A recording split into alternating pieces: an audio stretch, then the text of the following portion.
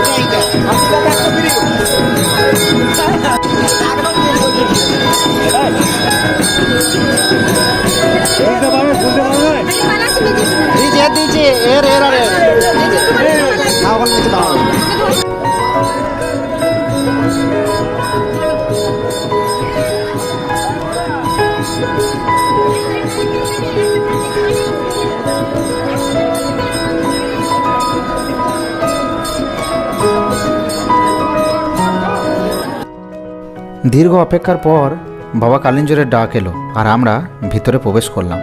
ভিতরে প্রবেশ করে দেখলাম যে বাবার ভক্তরা সবাই একের পর এক বাবার মাথায় গঙ্গা জল ঢেলে চলেছে আর তাদের নিজ নিজ মনস্কামনা বাবাকে জানিয়ে চলেছে। আমি তখন দেরি না করে আমার মেয়ের হাতে থাকা ছোট্ট কলসিটির থেকে পলিথিনের ঢাকনাটি খুলে দিলাম আর সে সজা যেয়ে বাবা কালিঞ্জরের মাথায় জল ঢেলে এলো। সেও তো অনেকক্ষণ অপেক্ষা করে রয়েছে যে কখন তার সময় আসবে আর সে বাবার মাথায় জল ঢালবে।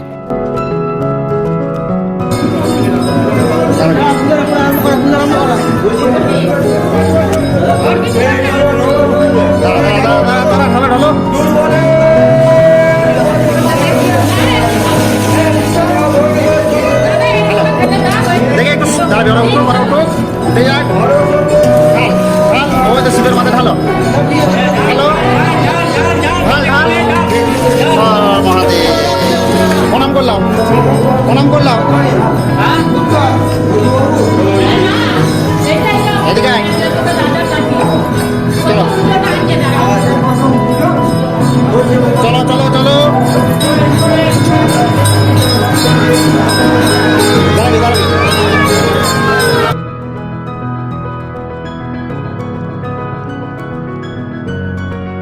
বাবা কালিঞ্জরের মাথায় জল ঢালার পর আমার মেয়ে রওনা দিয়েছে বাবা কালিঞ্জরের পাশে থাকা একটি ছোট্ট মন্দিরের দিকে, কারণ সেইখানেও একটি ছোট্ট শিবলিঙ্গ রয়েছে।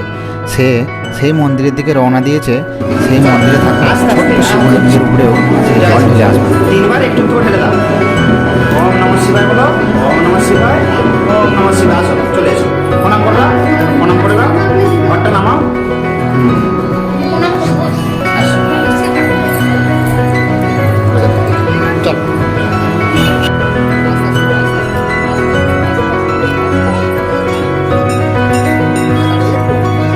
একটু দিয়ে দাও, একটুখানি দিয়ে দাও, একটু ওই দে দে একটু দে।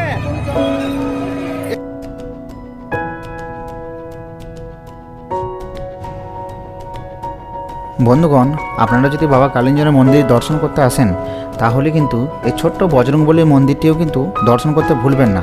আশা করছি আপনাদের মন্দিরটা দেখে ভালো লাগবে। ভিডিওটি আমি এখানেই শেষ করছি।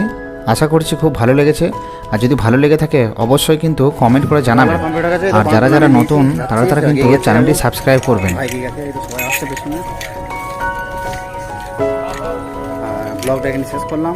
ভালো লাগলে অবশ্যই লাইক, শেয়ার এবং কমেন্ট করবেন।